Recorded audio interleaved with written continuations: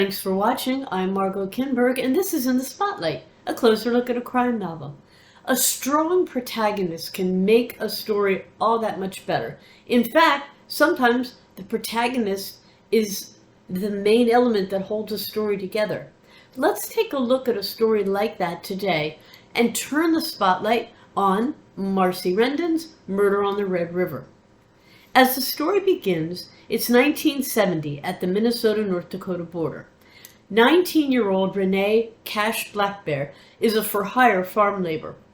She plays pool and wins decent money at it, drinks beer, smokes cigarettes, and is fiercely independent. She is Ojibwa, a member of the White Earth Nation, and she's dealt with more than her share of anti-Indigenous bigotry. One day, she hears on the radio that the county sheriff, Sheriff Wheaton, is investigating the discovery of the body of a Native American man. She heads to the place where the body was found, and she and Wheaton begin the process of trying to find out who the dead man was and who'd have wanted to kill him. Cash isn't a PI and has no interest in becoming a police officer, but she feels very much indebted to Sheriff Wheaton since he's looked after her most of her life.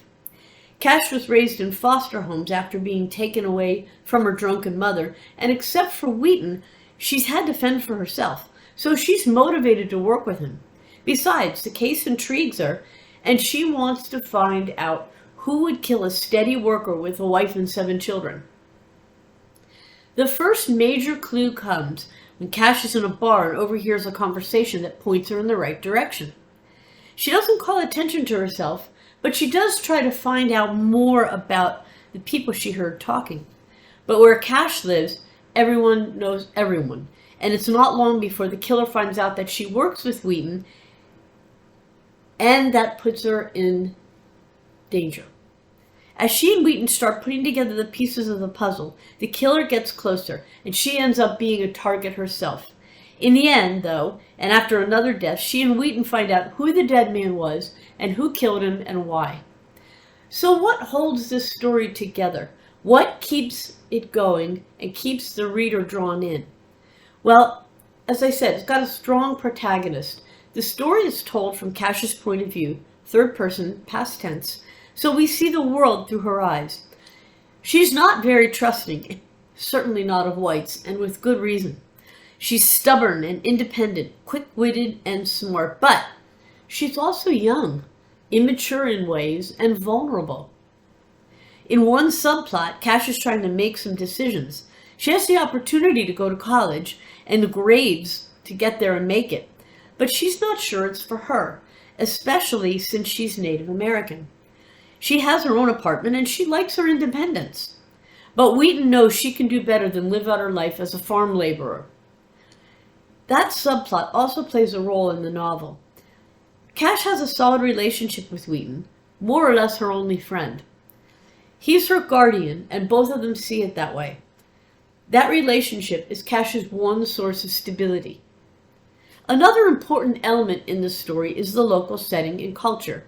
It's farm country, rural for the most part. Towns are small, people know people, and cheap bars, diners, and pool halls are local gathering places.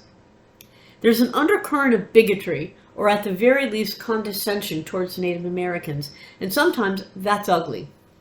We see that, for instance, in the fact that Cash's family was torn apart by well-meaning social workers who placed her in one after another white home where she wasn't treated well.